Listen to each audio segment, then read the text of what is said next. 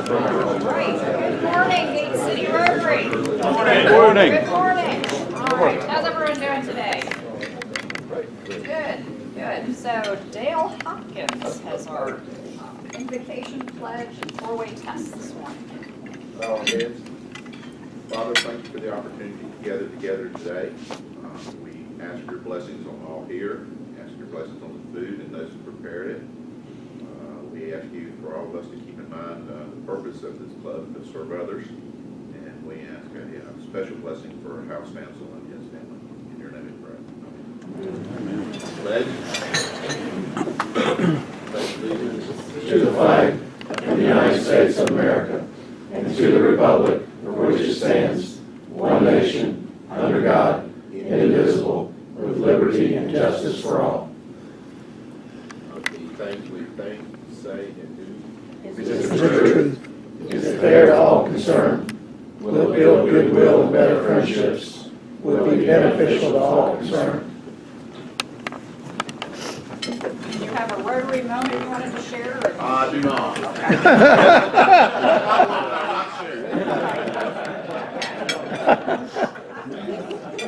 So, Sergeant at Arms report. We seem to have a lot of guests and visitors here today. So, I know we have Jeff and Paul at the back. So, Jeff, are you doing it today? Yeah. Visiting Rotarians Mitzi Ellis from Crescent. Hi, everyone. Deborah Friedman from Summit. And Neil Wilcox from Summit. And the guest, Kelly Harrell, has I have two guests today. But stand up. I have John Daly with Daily 7 Hotel Group, this is his second visit, and Chuck Alexander with the Holden Building Corporation, also his second visit. Please welcome Chuck and John.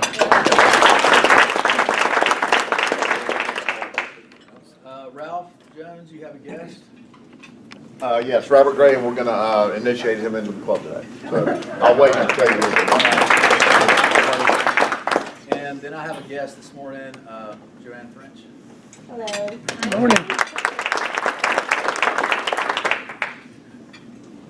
All right, wonderful. Thank you very much. Yeah, it was very exciting to come in and see, Jeff and then Paul with his first time back at the desk. So, and welcome again to Alex, who joined us last week, and so his first full meeting as a member. So very exciting. Birthdays and anniversaries. So Blake. Now, I assume these are Rotary anniversaries? Yes, they're Rotary Okay. anniversaries. David Crabtree with 3 years. Not long, just I mean that in a good way. Quinn with 6 years. All right, so thank you, Blake, for filling in. I guess an announcement, Brian Kaiser has taken a 3 months LOA. Had the new baby switch jobs. We're going to hopefully see if his life will settle down. But he was my birthdays and anniversaries person. He stepped up when Tim and Bart went out. So if there's someone who would like to step up for that, please let me know. Otherwise, I'll just tap a different person each week the way I'm doing it now. But if you wanted to step up to that, please let me know. So other announcements, so, for Hal, we did take down the Christmas decorations on Saturday. I was very impressed with Jim Kennedy, and I think it was Chip Vale, who did it all without gloves on. It was so cold that morning, I was seriously bundled up, but I guess Jim was channeling his Canadian icy blood there. We had a very nice Gate City presence at Cooper's mother's funeral, so thank you to everyone who came out for that. It was a beautiful service. I mean, the eulogy and the homily was just very, very nice. Very well done. Clearly, his mother was very loved in the community. It was a tremendous outpouring of support there. I know Rob, you sent out an email update. I don't know if everyone's seen it, so you want to give a Hal update?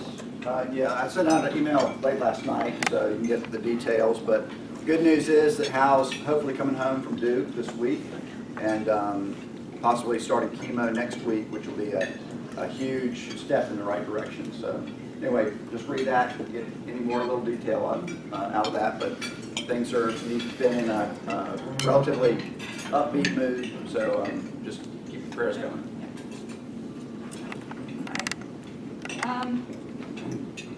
Let's see, did want to point out that Ralph was the big winner today of the Rotary pin.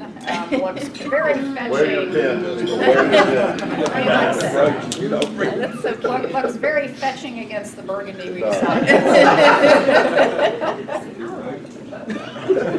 So yeah, so new members, please start, just get in the habit on Thursday, wear your Rotary pin. I love that. Let's see, Dan or Chris, do you want to say anything about, when is Pets actually happening? January, or no, March. Who's going with that? You, me, and, let's see, who else needs to go? Chip, no, at some point. I don't have today, it's March. Yeah, send it March. Okay, yeah, sign up for Pets now, so that's President-elect training, so Dan will be going and Chris will be going to that. Let's see, Chip, do you want to tell the club about what we're doing for the Boys and Girls Club? The Boys and Girls Club, Granger is building a big new facility and building, playground and whatnot. And they had asked all the Rotary clubs locally to pitch in and help out, quote unquote, for naming rights. I don't know exactly how the naming rights will go or if it's actually naming rights to the playground equipment. But Gate City in true form has decided to, and the board has voted, we had some budget constraints, we decided to do a multi-year pledge and pitch in Gate City's at least portion that they had asked for, so full grant of what they asked for, which what we did was $1,000 this year. Construction probably won't start until next year anyway, and then $2,000 in each of the 2 following years. And we actually had the presidents present at the board meeting so that they knew that they had that coming up, the coming presidents, so that they knew that that was in the budget, so there were no surprises. But I'll tell you, it's Boys and Girls Club is a wonderful thing. They do a fantastic job with the children that they help, and I think we'll all be very proud, whether our name's specifically on it or whether it's just the Rotary playground or what. I don't think that matters. I think the good the community will get out of it is where the money's going, and I think that's what we all should be proud of. So thank you all for helping raise that money for the foundation, to the fundraisers and whatnot. That's just part of what we do with our fundraisers here. So anyway, and I know Chris is now struggling with that. So, but anyway, help us out. Thank you very much. But it's a great thing Gate City has done. $5,000 total. You might want to mention how much they're shy of their huge goal. Right, so I was going to say, so, they had an overall $7.6 million goal. They're now within $200,000 of that. So, well, they're a little shy so far. They've done tremendously well, and I'm sure they'll make that goal. But yeah, we've contributed and taken a leadership role in making sure that Rotary is supporting that and the naming rights on the playground, I guess. Let's see, any other announcements I've missed in terms of committees or anything? All right, Happy Dollars. Happy Dollars. Happy Dollars. My favorite time. Let me just say, it is a total coincidence I picked out this sweater. Oh, God. I don't want anybody to think that I was, Mitzi got her red on. Totally a mistake. But a good one. But a good one. All right. All right, so you may have noticed I too am wearing a slightly flashing outfit today. It is a very Carolina blue sweater over sort of a faded red something or other here. So anyway, go Eagles. Wilder, after 2.5 weeks of messing with files and things, finally I said, listen, I'm tired of arguing about it. I don't want to hear any more crap about it. I don't care whether you get it done or not. I don't hear another word about that NC State application that he's trying to send in.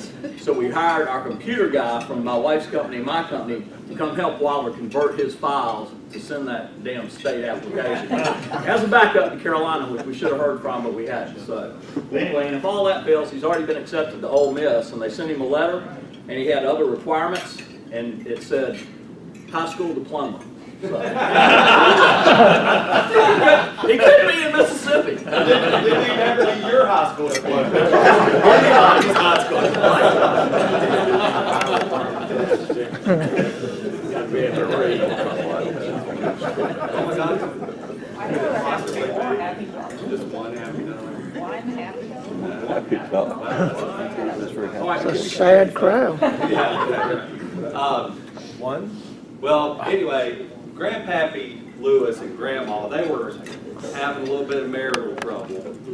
And so they decided to go to counseling. So they go to this counselor and they sit down across the desk from the counselor and, you know, what brings y'all here? And Grandma, she just starts launching into all these troubles. You know, there's no romance. He doesn't pay any attention to me.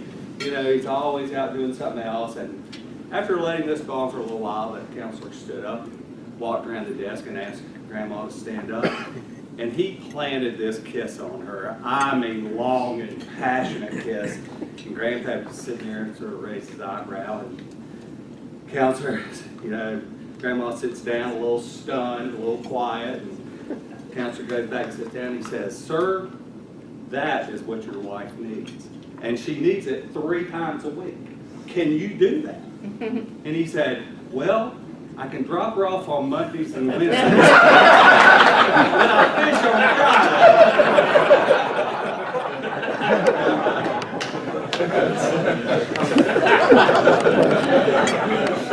All right, thank you very much, Buster. And we will hope that we're a happier club next week with more to share. All right, so new member induction. So another great day in Rotary when we induct a new member.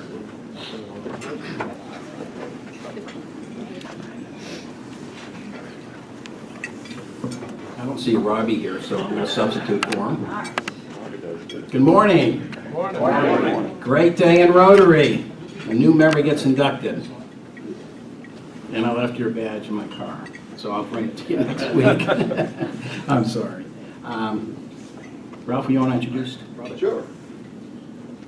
Guys, this is Robert Gray. He has visited our club a couple times when he decided he'd like to join, passed all the our high bar of standards. Robert is born and raised here in Greensboro, went to one of the directional schools, Northwest. Okay. My wife went to one of those kind of schools. After Northwest, he continued to Lenore Ryan, got out of Lenore Ryan, got married, has been in banking for 15 years, has 2 children, a son named Brooks, who's 10 years old, and a girl named Landry, who's 7. And we could give a warm welcome to Robert for joining the club.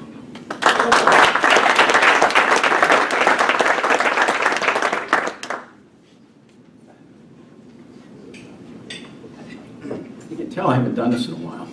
Forgot my glasses so I could read this. It is my pleasure to welcome Robert as our latest member of the Gate City Rotary. As his and her sponsor, may I ask what you've already done. On behalf of the Board of Directors and our members, we sincerely welcome you here.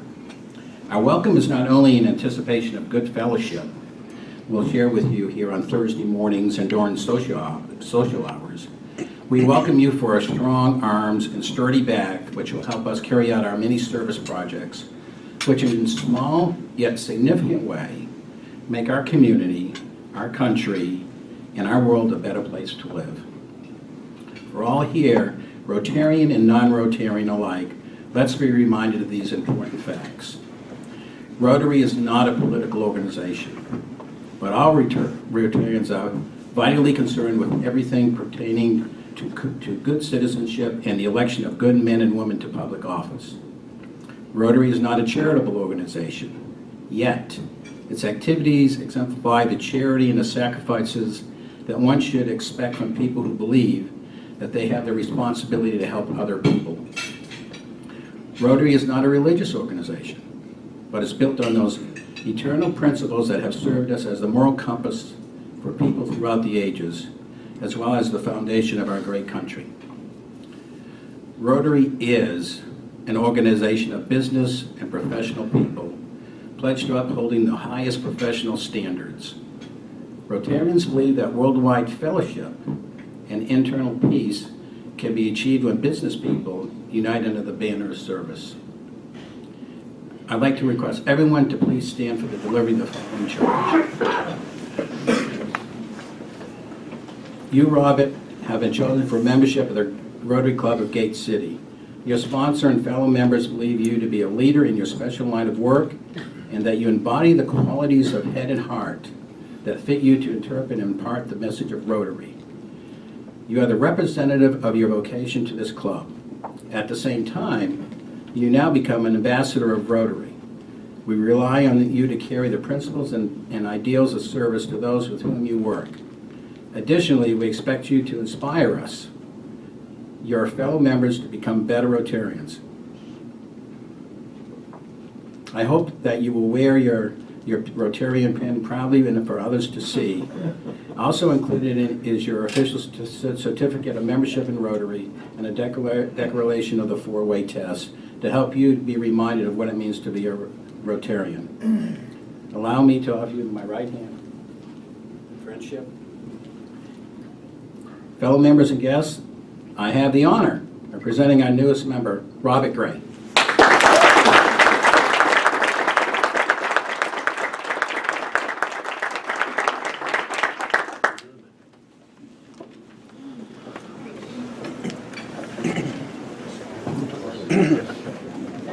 Thank you very much, Dennis. So let's make sure we all know who our new members are. So we've inducted 4 new members so far this year. So we have Sean. All right, Sean. All right. Sean. We have Jeff. We have Jeff. We have Paul. Paul. We have Alex. And we have Robert. So be sure to say good morning to them, get to know them, extend to them the fellowship of Rotary in Gate City. So please do that. And now I guess where did Dan go? Dan, are you going to introduce our guest? Or is it Mitzi? All right, wonderful. Mitzi. Good morning, Gate City Rotary. I bring greetings from Crescent Rotary. I've been looking forward to this day for so long because it's so much fun to be here at Gate City Rotary. You all, it's like a family reunion to be here with you today, and just continue to do what you do. You're a leader in our city and in our district. So thank you for everything you do. It's my honor and privilege today to introduce the CEO and President of the Children's Home Society of North Carolina, Brian Maness. In Brian's tenure with CHS, he has held a variety of leadership roles and is known as a champion for innovation and change.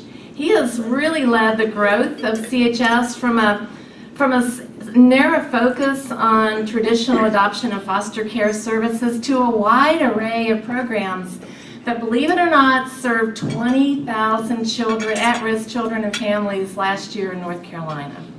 You know, family is at the core of everything that we do at CHS, and I think Brian's own family is probably what inspires and motivates him every day, as he knows how blessed he is to have a great wife, 3 sons, and a new baby girl born in October.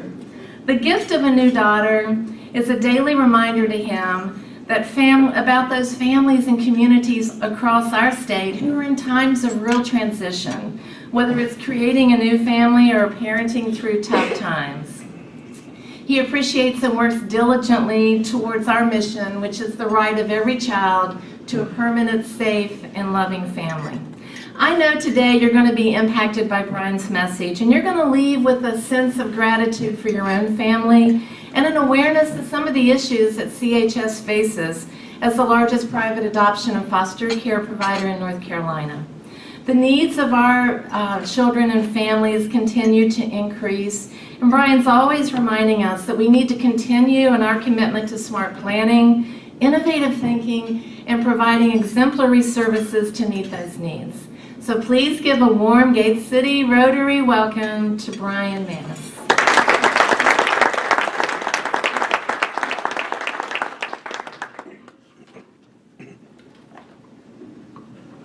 I think I'll start my day every day with Mitzi introducing me just to the CHS staff, because that makes me feel so good. Well, I'll get into the topic of the day in just a second, but I'll just have a question. If you will raise your hand, if you went to Grimsley or Greensboro Senior High School or Page or any other city school in Greensboro, would you do me that? Wow. So here's my question. When are you going to get over your inferiority complex I knew that was for those of us that went to directional school? right there with Robert. I went to Western Guilford High School, so I get this at home a lot because Mitzi mentioned my wife, Vicki. My wife is a Grimsley graduate. Yeah. Both of my in-laws are Greensboro Senior High School graduates, so I'm outnumbered. And I'm outnumbered here in this room, too. So. But it's great to be here, and I appreciate the opportunity to be with you here today. I know a number of you. I know Robert, and I know Buster, and I know Mark Reynolds, and it's nice to be with the rest of you, so thank you. I'm going to start with something that no speaker ever does. I'm going to ask you to get out your phones, and it's not to turn them off, okay? So if you have a phone, and here's the thing, or maybe it's your wallet. If you have a picture of a child, okay, a child in your life, could be your child, could be a grandchild, could be any child that you care about that's in your family or in your life. I want you to get that out and look at that. And I'll even join you. Mitzi mentioned a little bit about my family. The latest news for our family is we do have 4 children, the most recent of which is a little girl. She's 3 months old today. So I'll get out a picture of my little girl, Meryl.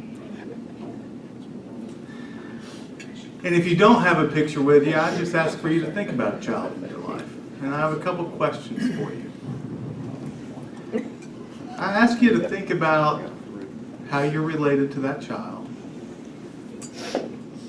What that child means to you. I want you to think about the sacrifices that you have made for that child. I want you to think about the sacrifices that you would be willing to make for that child. I want you to think a little bit about the hopes and dreams that you have for that child. And you see what I'm getting at. That's really the purpose of the Children's Home Society.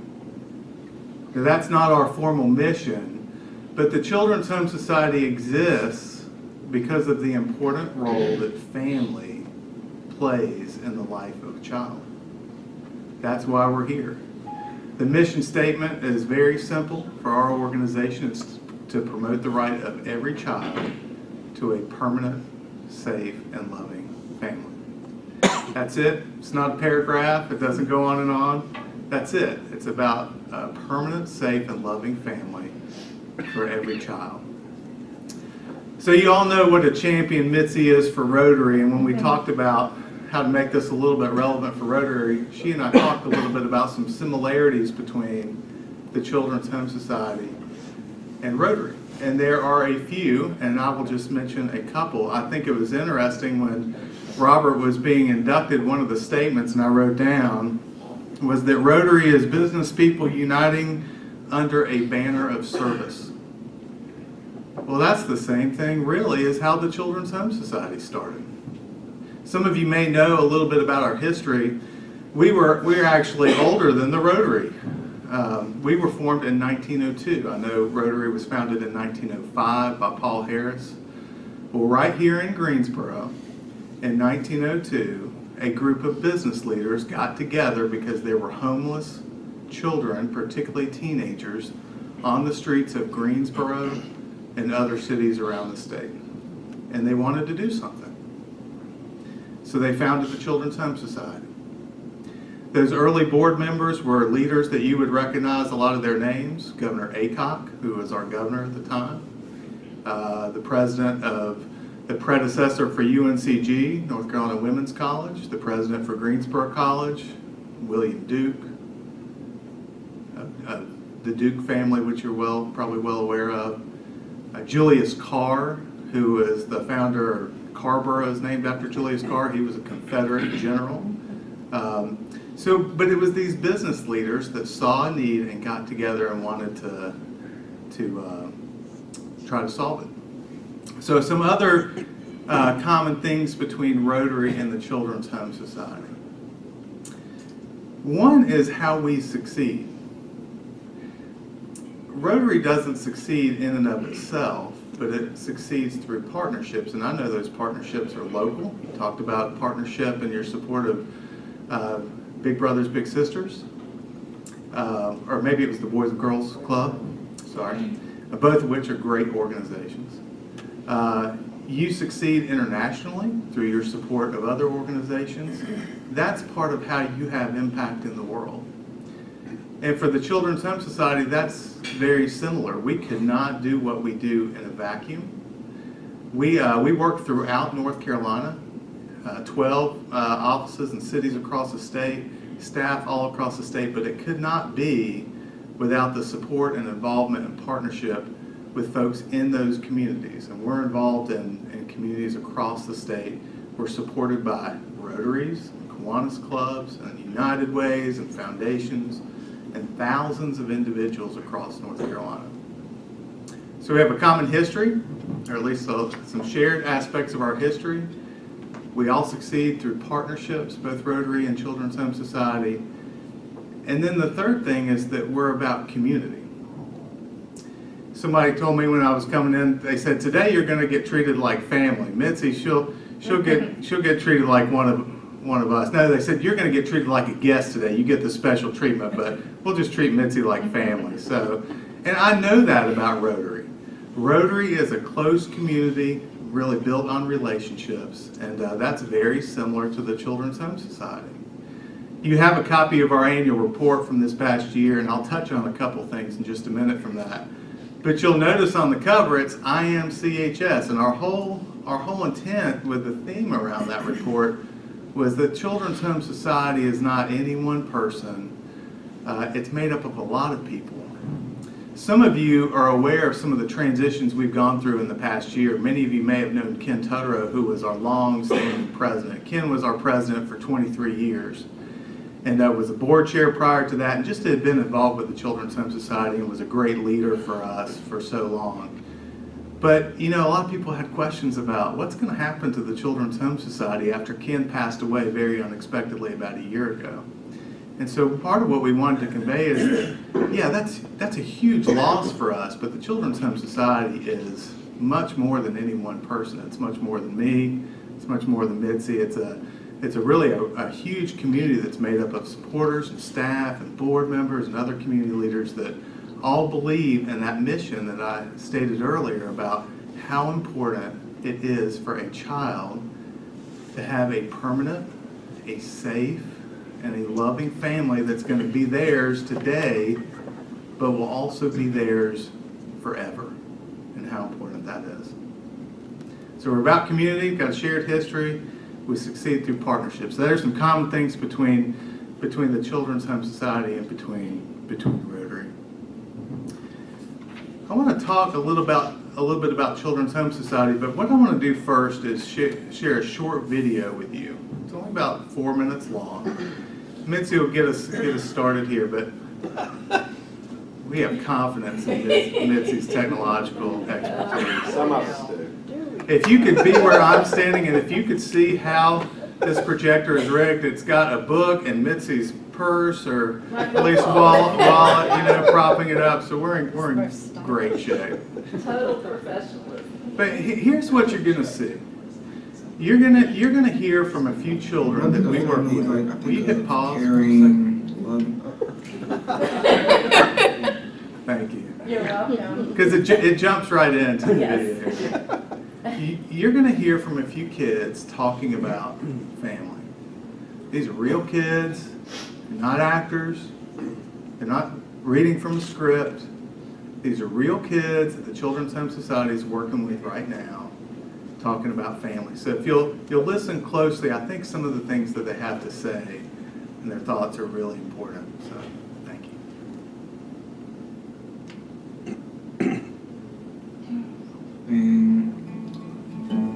Fun, creative, respectful. I feel like I can connect when I have a family. Whether it be a support family or whether it be a family, I still want a family. Without family, you feel so empty. Like, where do you belong? Someone that I know will be there and someone I can share love to and I can open my heart to. And it makes me feel pretty good while being around my family. They want you to be successful. They want you to overcome your fears and problems. it's great to have that family. So when you do age out foster care, you have somewhere to go. You have somebody to talk to. You have somebody, to stay with until you get on your feet, until you go to college. If you don't have that, then basically most of the percentage of kids in foster care end up homeless because they don't have that family to go to, or that family didn't take a chance on them when they had it. Without respect and without giving someone something that makes another person feel that they can trust them, you wouldn't really feel safe and you wouldn't really feel happy. You couldn't cooperate correctly, you couldn't talk to each other nicely or anything without enough respect. Yeah, you gotta know how to talk to your family, because as soon as that communication is gone, then it ain't gonna be nothing but trouble and hate. So you don't want that. You wanna always know how to communicate with them. It's hard for a person to go through life without saying, hey mama, hey daddy. Eventually in their life, they're not gonna be able to say that, but at the same time, they can go to a grave and say, hey mama, hey daddy, this is what I was thinking about you. Every time I go out in the community or something, I see a family, sometimes I get really upset. It makes me sad because I don't have that. And I wish I did. I really had someone to go to a restaurant with me or something and talk like a normal family. I haven't felt that I had a place to call home in a very long time, and haven't felt a very large amount of love in a very long time. Being able to connect with any family would be able to. I would be able to stand my ground and say, this is where I belong. It doesn't have to be my family, it can be any family, as long as I have a place that I can call home. Having a family is important because, those are the ones that's going to be with you through thick and thin. That's going to have your back no matter what, That's just going to, kick it with you. Have somebody to go to, talk to. If you need help with something, you're having issues with somebody or issues with this person. Family's just there to help, care for you, love it. And that's what every kid wants. That's what every kid needs. And that's what I want, and that's what I need. I want them to always be there for me. So family is forever.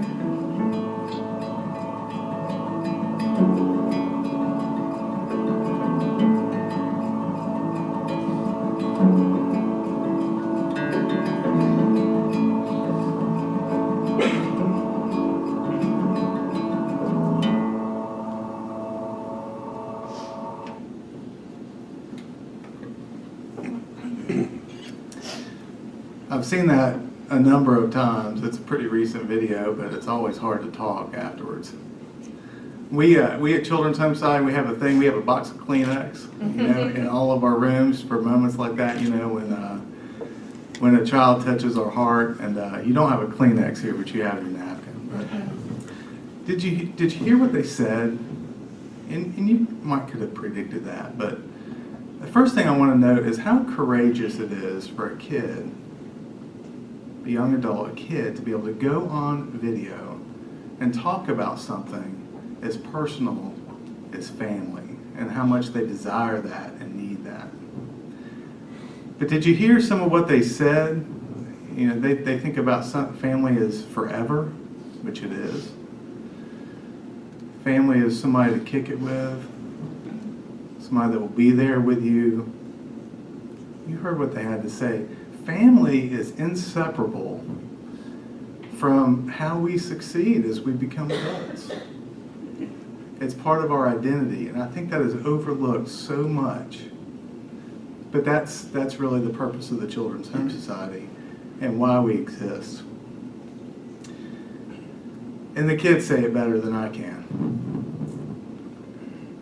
Mitzi mentioned 20,000 children and families served by the Children's Home Society last year. You may say a family, and I take my family for granted every day. I took my family for granted growing up. I take my family for granted, I hope less so today, but I still do. But it's kind of this natural thing. Well, all kids have families, don't they? all children have families who are equipped to care for them, to support them, to help prepare them for adulthood. Well, the reality is that that's just not true, but it's overlooked a lot. And let me give you a couple of statistics. 140,000 children, 140,000, who are abused and neglected and reported to the Department of Social Services last year in North Carolina. It's a huge number, 140,000. Right now there's 10,000 children in foster care, meaning they have been removed from their families for some reason, usually a safety concern. Some of those kids may go back home, some of those kids will not return home. But 10,000 kids, just like these, that are in a state of limbo, not knowing what the future holds for them in terms of family. The need is huge. The need is huge. Think about our Coliseum. Does anybody know how many seats are in our Coliseum? 23,000. 23,000. 23,000. I'm glad you knew because I didn't know that. So think about that. About a half of our Coliseum we could fill with kids that are in foster care in a state of limbo, many of which are with great foster families, really wonderful foster families. But the reality is that those kids are in a state of limbo if they don't know what their family situation is going to be like forever.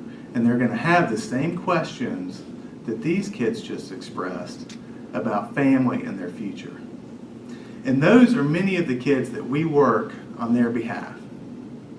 So 304 kids last night spent the night with foster families through the Children's Home Society. Statewide, about 100 of which are right here in Greensboro. You know, of that 10,000 kids, there's about 3,000, give or take, of those kids are in need of adoptive families. We know those kids are not going back home for whatever reason. And the only thing that is keeping us from helping them is finding and training and equipping those adoptive families for them. That is a huge focus of the Children's Home Society. Last year we placed 143 children for adoption. It's a huge success. It's a small number of that overall 20,000 children and families we serve, but it's a huge success and one we celebrate all the time. This year we'll do more than that. We're probably going to do 160 adoptions this year, which is wonderful. And that's great, but the need is far greater. Last year, 600 or so children aged out of foster care here in North Carolina. Every year here in Greensboro and Guilford County, there's about 35 or 40 kids that age out of foster care. And think about that. What is that like for a child that has spent, in many respects, probably many years in the public foster care system to enter adulthood at 18, maybe at 19 or 20 or 21, but to enter without a permanent family that they know is theirs forever. Think about what that's like. You know, I still go, I'm 41 years old today, and I still rely on my parents for advice. I go to them for other types of support less and less, which I think they're very thankful for. But I'll tell a story. I have this young family. So my youngest child, he's now 6, but about 3 years ago, we have a 2-story house. One of my kids comes running downstairs and says, Daddy, Coleman just flushed and it was a little toy down the commode. But it wasn't that little, it was big. You know, I was surprised that it went down there. I didn't know what to do, so what did I do? I picked up the phone and called my dad. And I said, Dad, you know, this has just happened, what do I do? That's a little tiny thing, a minuscule thing, but it's an example of families who we go to, and yet families who we go to and who we lean on for the really important things in life as well. And so that's what we're here to do at the Children's Home Society. And we do lots of different things. You know, I talk about adoption, and adoption is critical for our what we do. But it's not the only thing that we do. We're the state's largest adoption agency. We still place infants today. So of that 160 or so children we'll place for adoption this year. Probably about 25 or so of those children will be infants. The rest of those children are like these children that you saw here that come to us by way of the public foster care system. I mentioned our role as a provider of foster care. We're the state's largest provider of foster care, based right here in Greensboro. We work with families before kids ever come out of their homes to deal with whatever situation they may be facing, and that's a real prevention effort on our part, but we have a great program called Family Preservation Services that keeps families intact and has great success. Many of you may be familiar with a former agency called the Family Life Council here in Greensboro. Started in the late 1960s, that merged into the Children's Home Society about 5 years ago. And part of what we've been doing there is building education and family support programs to help families who are at risk. And those represent many of the 20,000 children and families that we served last year. So that's a little bit about Children's Home Society, about why we exist and what we do. The last thing I'll leave with you is, well, what can you do? A couple things. One, you can be a champion for families and for children. And unlike and I've known Buster for years. I love that joke that he told earlier. I haven't seen Buster in some time, but it made me appreciate that I had missed how funny Buster is. But unlike that joke, you know, and how funny that was, you can be a champion for your own family. You know, you can take care of your loved ones, which I know you do, but you can just prioritize that as you are balancing all the demands that you face. You can put family right there at the top. You can be a champion for kids in our community, which you already are as a club. We've already heard that today. But you can do that individually too as you see opportunities arise. In terms of the Children's Home Society, there's lots of ways to get involved, both individually and as a club. If you have an interest, just say, reach out to me or reach out to Mitzi, and we'll talk about what some of those opportunities are. You'll see in our annual report, about 30% of our funding comes from the support of organizations like Rotary and from individuals. And for us, we have about a $16 million budget, so you can do the math. It's a lot of support that comes from individuals in the community. It's really important. But there are other things. Many of you may come to the Beach Music Concert Series that happens in downtown. I know the last thing we're thinking about on a day like today is an outdoor concert series. But coming up in May, we will crank up, it's our 12th year? Our 12th year of beach music downtown. There's lots of volunteer opportunities there, and there's lots of other opportunities to get involved with the Children's Home Society. I want to thank you for letting me come. You know, I know issues of children and issues of family are kind of heavy for first thing on a Thursday morning, but it's really important, and I appreciate Gate City Rotary's interest in the Children's Home Society and let me come and talk for a few minutes. I was told to be done by 8. We're a couple minutes early, so thank you very much. I'm happy to answer any questions if you have any.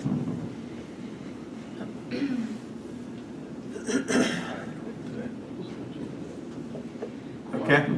Yeah. I think it would be interesting for them to know just a few of the things that happen when our children phase out of foster care at 18. Yeah. And what happens, a few statistics on what happens to them without a foundation of family. Yeah. Well, I know you get overwhelmed with statistics, so I talked about 10,000. I talked about 140,000. Hopefully I didn't throw too many out there, but it probably will not surprise you that children who age out of foster care are the most at-risk individuals in our community. It's because they don't have that network of support. So you talk about risk of incarceration, huge. Risk of homelessness, something like 70% of children who age out of foster care experience homelessness within 5 years. It's tragic. And the other risks are huge. Unplanned pregnancy, substance abuse, and the list goes on. And it's a tragedy for those kids, but it's also a tragedy for our society. You know, those are huge costs that we pay as a community and as a state to try to help those individuals later on when really we'd like to help them more up front and take care of something so fundamental as a family. Yeah. Brian, who is it that identifies kids as they originally come into the program? Is it social services or, I guess, juvenile courts? Yeah, it's both. So the Children's Home Society works with about 85, we have a county-administered social services system in the state. So every county has a Department of Social Services that's overseen at the state level, but they really operate pretty independently. In 85 or so county social service agencies a year will make referrals to the Children's Home Society. If we look at any 3 or 4 year period, it would be all 100. But about 80 or 85% of them a year make referrals to us. We do get referrals from the court system and juvenile justice as well, but the lion's share of the kids and families that come to us come through the social services system. If there's not a place to put them in a foster care or foster home, what facility? Where are they? Where do they go?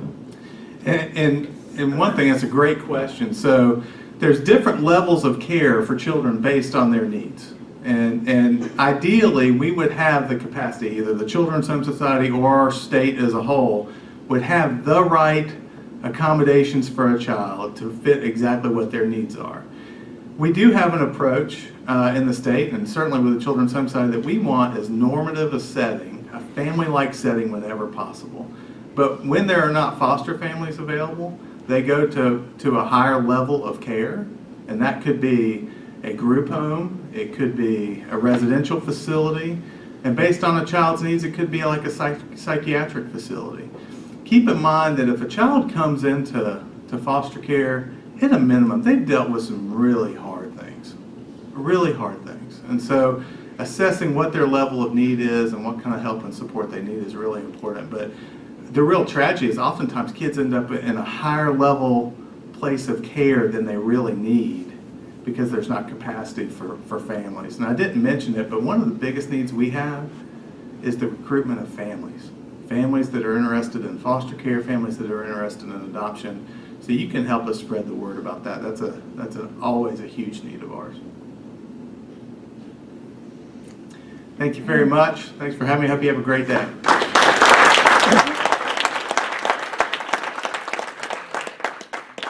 Brian, thank you very much for coming this morning and presenting. And so in your honor, we're donating a book to Cone Elementary School. This one is Rebecca's Return. So thank you for that. We're getting very low on the number of cards, so we'll have a winner here soon, I think. Let's see. So Betsy, did you get one? I did not. So it's fair game funny, right? What's this piece of paper? You're not there. Trying to test me here, right? Okay. All right. 870. Buster, yes!